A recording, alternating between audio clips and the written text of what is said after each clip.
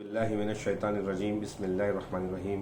قرآن کا پیغام پارہ نمبر 20 کا نصف حصے سے آخری حصے تک کا خلاصہ۔ اللہ کی قدرت کی نشانی۔ اللہ تعالیٰ اگر چاہے تو رات کو اتنا طویل کر دے کہ قیامت تک دن نہ نکلے، اور اگر چاہے تو دن کو اتنا طویل کر دے کہ قیامت تک کبھی رات ہی نہ آئے، اور یہ اللہ تعالیٰ کے لیے بہت آسان ہے۔ اس کے علاوہ کسی میں اتنی طاقت ہی نہیں کہ وہ دن یا رات لے کر آئے۔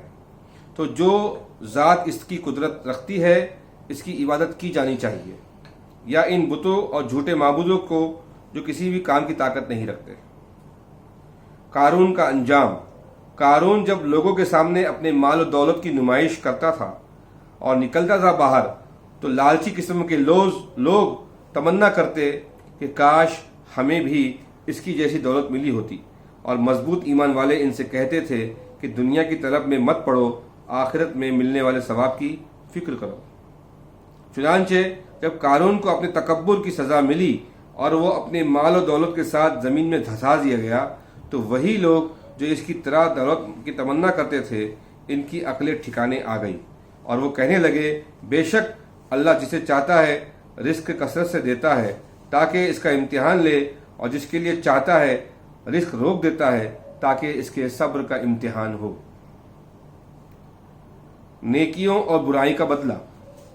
جو کوئی قیامت کے دن نیکیاں لے کر آئے گا تو اس کو ان نیکیوں سے کئی گنا بہتر اور زیادہ ثواب ملے گا۔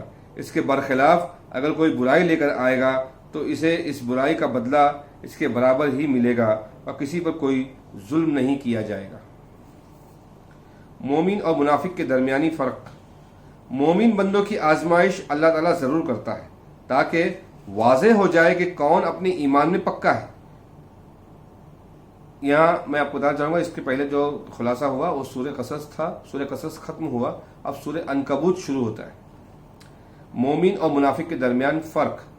مومن بندوں کی آزمائش اللہ تعالیٰ ضرور کرتا ہے تاکہ واضح ہو جائے کہ کون اپنے ایمان میں پکا ہے۔ جو اپنے ایمان میں پکا ہوتا ہے وہ ہر طرح کی آزمائش اور امتحان میں ثابت قدم رہتا ہے، لیکن جو لوگ بظاہر دکھانے کے لیے ایمان قبول کرتے ہیں وہ آزمائش میں ناکام ہو جاتے ہیں، اور ان کا نفاق یعنی منافقت کھل کر سامنے آ جاتا ہے۔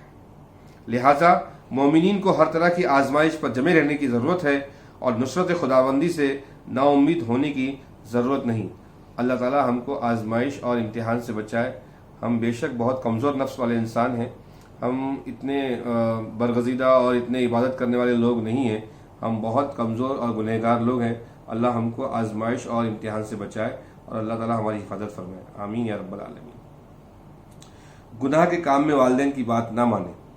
انسان کو اپنے والدین کے ساتھ حسن سلوک کرنے کی اور ان کی اطاعت و فرما برداری کی تاکید کی گئی ہے، مگر ساتھ ہی ساتھ یہ بھی واضح کیا گیا ہے کہ اگر والدین توحید کو چھوڑ کر یعنی ایک اللہ کی عبادت کو چھوڑ کر شرک کرنے کو، یعنی تمام الگ اللہ کے علاوہ جتنے بھی بت ہیں، جتنے بھی معبودان باطل ہیں، ان کی پوجا پرستش کرنے کی جو ہے جبر کرے، زور کرے اور اس کی طرف رغبت دے، تو ایسی بات کو شریعت کے خلاف کسی کام کرنے کا حکم کرے تو ایسے کام میں ان کی اطاعت جائز نہیں۔ کچھ اعمال کا بدلہ دنیا میں بھی ملتا ہے۔ یہ دنیا کام کرنے کی جگہ ہے اور آخرت بدلے کی جگہ ہے۔ کسی بھی کام کا بدلہ چاہے اچھا ہو یا برا سب آخرت میں ملے گا۔ کبھی کبھی اللہ تعالیٰ بعض اعمال کا بدلہ دنیا میں بھی دے دیتے ہیں، یہ فضل خداوندی ہے جسے چاہے اللہ عطا کرتا ہے۔ عذاب الہی کی مختلف صورتیں۔ جن قوموں نے اللہ کی نافرمانی کی اللہ تعالیٰ نے انہیں مختلف طریقوں سے سزائیں دیں۔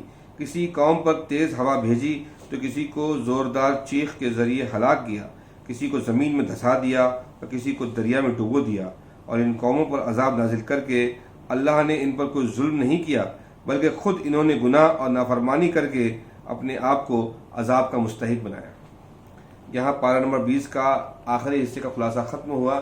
آئندہ انشاءاللہ 21ویں پارے کا خلاصہ شروع ہوگا۔ السلام علیکم ورحمۃ اللہ وبرکاتہ۔